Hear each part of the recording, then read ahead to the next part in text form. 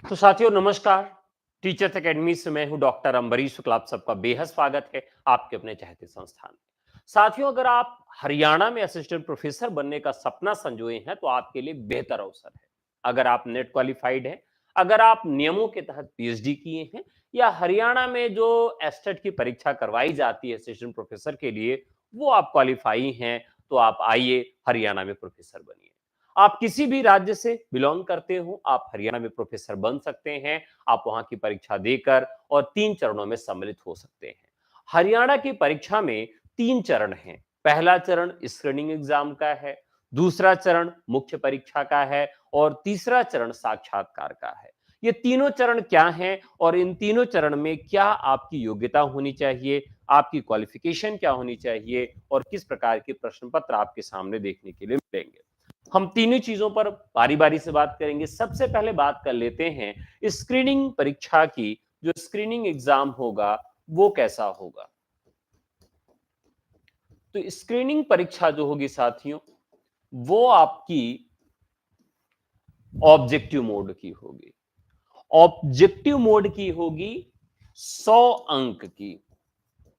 ठीक है, 100 अंक की यह परीक्षा होगी और इसमें आपको कितना लाना अनिवार्य होगा, बहुत ज्यादा नहीं लाना है।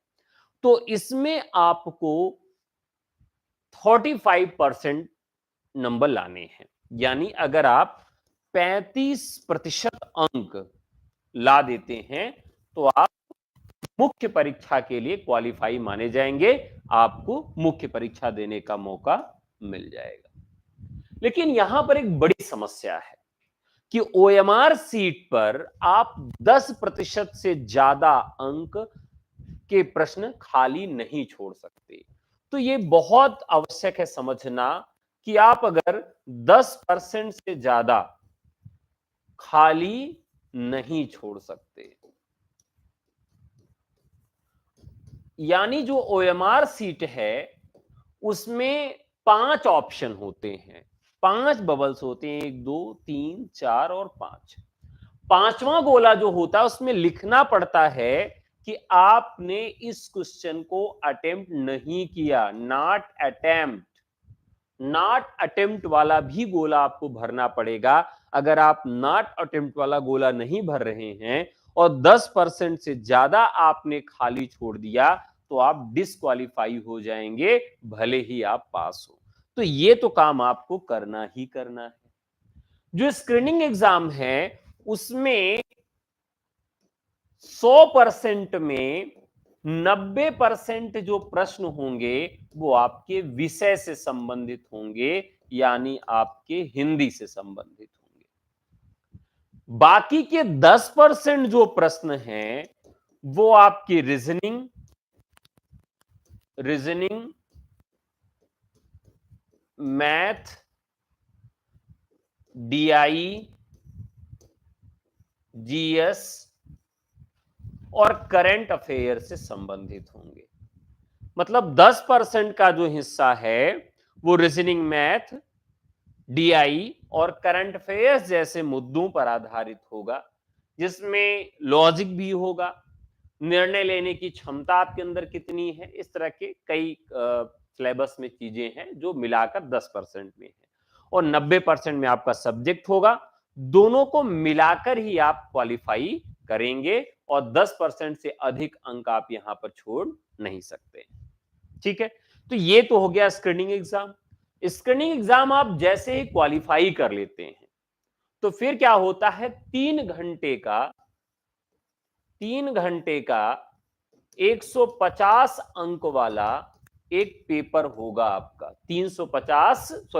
3 घंटे में 150 अंक वाला एक पेपर होगा और इसमें आपको 87.5% नंबर इसके आपके काउंट किए जाएंगे। मतलब 87.5% अंक जो हैं यह आपके इसमें से लिए जाएंगे। यानी आपने इसमें 100 नंबर ला दिए, 150 नंबर पूरे के पूरे ला दिए, तो 150 पूरे आपके नहीं जोड़े जाएंगे, उसमें से केवल 87.5% ही आपका लिया जाएगा। बाकी जो साक्षात्कार है, साक्षात्कार जो है यहां पर, साक्षात्कार में आपको 12.5 यानी कि 12.5% अंक आपके यहां से जोड़े जाएंगे और दोनों को मिलाकर 100% पर आपकी मेरिट बनेगी। तो यहां पर सबसे पहले एक स्क्रीनिंग एग्जाम है। स्क्रीनिंग एग्जाम ऑब्जेक्टिव है और फिर जो मेंस एग्जाम है, मेंस एग्जाम में केवल आपका विषय पूछा जाएगा, लेकिन ये पेपर जो होगा साथियों वो लिखित परीक्षा होगी, यानी डिस्क्रिप्टिव राइटिंग। आपको पेपर के प्रश्नों के उत्तर लिखने पड़ेंगे, ऑब्जेक्टिव क्वेश्चन नहीं है। डिस्क्रिप्टिव राइटिंग का क्वेश्चन आपके सामने देखने के लिए मिलेगा। समझ में आ गया पूरा कॉन्सेप्ट? अब इसके सिलेबस की बात कर लेते हैं और पेपर बनेगा कैसे ये भी बात कर लेते हैं। तो साथियों अब इसके सिलेबस की बात करें तो इसका सिलेबस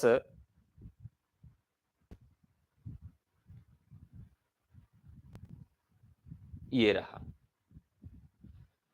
सिलेबस अन्य राज्यों के जैसे ही है। यहां बहुत कोई ऐसी बात नहीं है सिलेबस में कि जो आपको बहुत पीड़ा पहुंचाएगी, आपको अलग से कुछ पढ़ना पड़ेगा, ऐसा कुछ भी नहीं है सिलेबस में। देखिए सिलेबस में पहला भाग है हिंदी भाषा और उसका विकास। ये पहला पार्ट है, हिंदी भाषा और उसका विकास। तो इसे देख लेते हैं हम।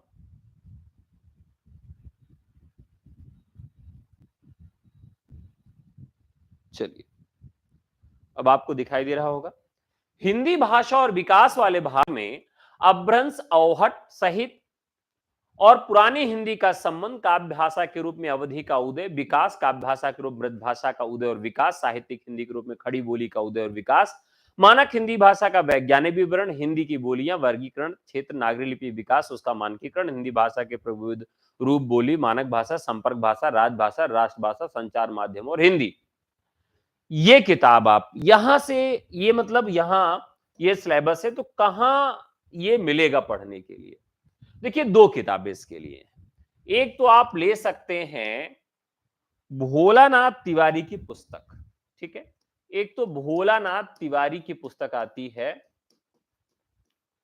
भाषा विज्ञान के लिए, वहां से आप इसको कवर कर सकते हैं। और आप चाहें तो इसके लिए एक और किताब ले सकते हैं। वैसे इसके लिए कई किताबें मिल जाएंगी मार्केट में, लेकिन ये भोलानाथ तिवारी वाली जो किताब है, पुस्तक है भाषा विज्ञान के लिए, वो पर्याप्त है।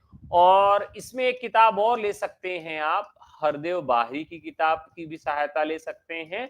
अगर आपके पास वासुदेव नंदन की किताब है, वासुदेव नंदन प्रसाद की किताब है, तो इस किताब से भी आपका काफी कुछ मामला हल हो सकता है, ठीक है।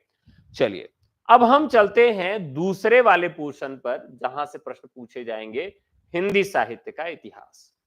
हिंदी साहित्य का इतिहास साथियों काफी महत्वपूर्ण टॉपिक है और यहां पर आदिकाल, भक्तिकाल, रीतिकाल और आधुनिक काल, ये सब कुछ आपको यहां पर पढ़ना है और डीपली पढ़ना है, इससे आपको छूट मिलने वाली नहीं है।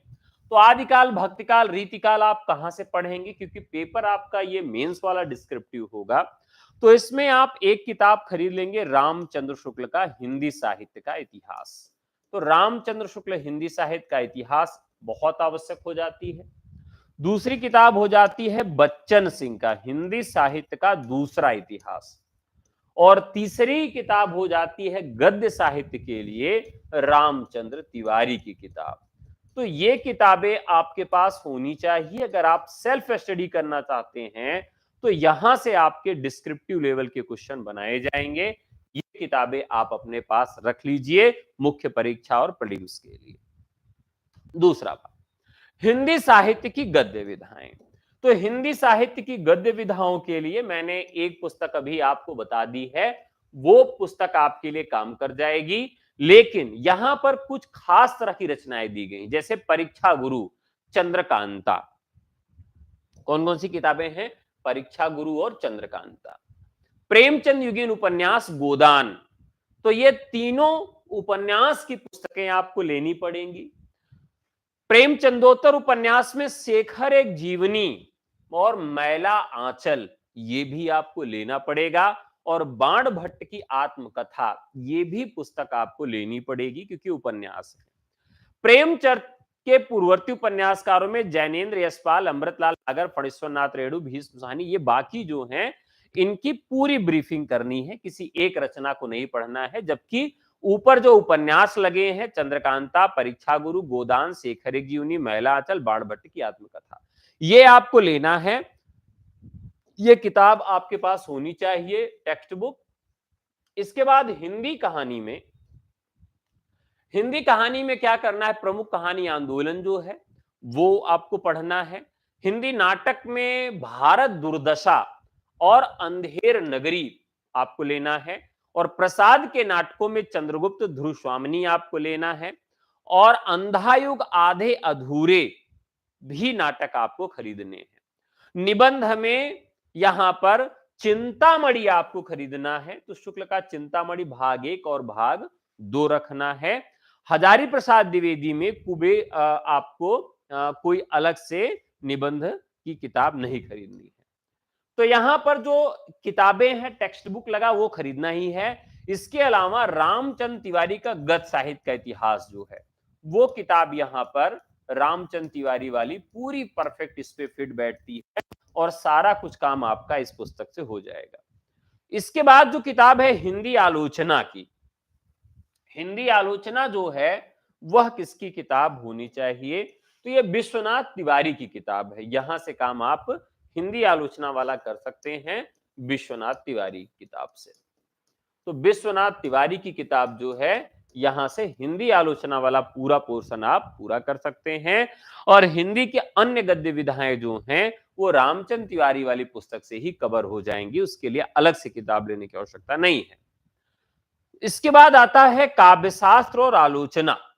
ध्यान रखिएगा, काव्यशास्त्र में आपको कौन कौन सा काव्यशास्त्र पढ़ना है, तो भारतीय काव्यशास्त्र और पाश्चात्य काव्यशास्त्र, ये पूरा आपके यहाँ सिलेबस में है। अब देखिए कौन कौन है यहाँ पर।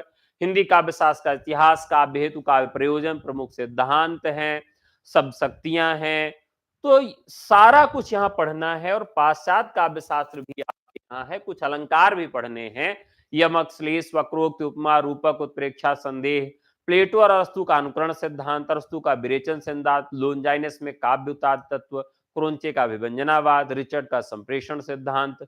इस तरीके से ये काफी कुछ सिलेबस यूजीसी नेट वाला यहाँ पर पाश्चात्य काव्यशास्त्र और भारतीय काव्यशास्त्र में रख दिया गया है। अब भारतीय काव्यशास्त्र के लिए आपको निशा अग्रवाल की पुस्तक ले लेनी है। किसकी किताब ले लेनी है? निशा अग्रवाल की पुस्तक ले लेनी है भारतीय काव्यशास्त्र की। अब पाश्चात्य काव्यशास्त्र में आपको तारकनाथ बाली की पुस्तक लेनी है। किसकी लेनी है? तारकनाथ बाली की पुस्तक लेनी है। और आप यहां चाहें तो भगीरथ मिश्र की किताब भी पाश्चात्य काव्यशास्त्र में ले सकते हैं। भगीरथ मिश्र की किताब भी ले सकते हैं। जो भी आपको पढ़ने में आसान लगे वो किताब आप पाश्चात्य और भारतीय काव्यशास्त्र के लिए ले सकते हैं।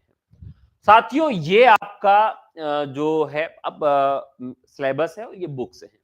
अब इसके अलावा मैं आपको पेपर दिखा देता हूं कि किस तरह का पेपर आपके यहां आता है। मतलब एक मॉडल पेपर मैं आपको दिखा देना चाहता हूं। ठीक है, चलिए एक मॉडल पेपर मैं आपको दिखाना चाहता हूं कि पेपर आपके यहां आएगा कैसे।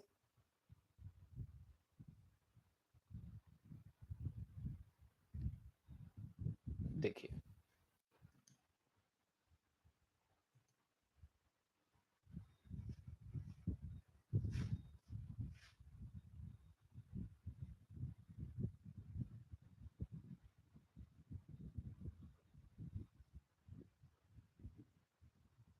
तो मॉडल पेपर में आपको एक आइडिया लग जाएगा कि भाई आजकल पेपर बन कैसा रहा है, कैसा पेपर आपके लिए वहां पर बन सकता है।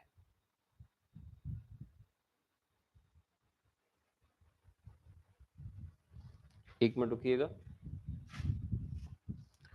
मुझे लगता है कि मैंने पेपर यहां शेयर नहीं किया और मैं खोज रहा था।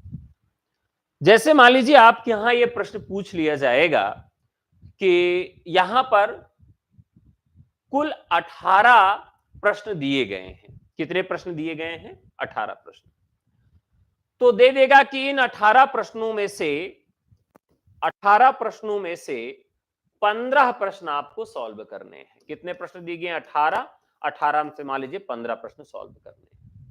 तो उसमें पूछ लेगा कि कबीर का रहस्यवाद स्पष्ट करिए। क्या पूछेगा? कबीर का रहस्यवाद बताएं या स्पष्ट करें। इस तरीके से जायसी की रहस्यवादी चेतना पूछ लिया, या इस तरह से पूछ लिया कि भूषण किस प्रकार से रीतिकाल के वीर रस के कवि हैं या हिंदू के प्रतिनिधि कवि हैं। इस तरह से प्रश्न पूछ सकता है।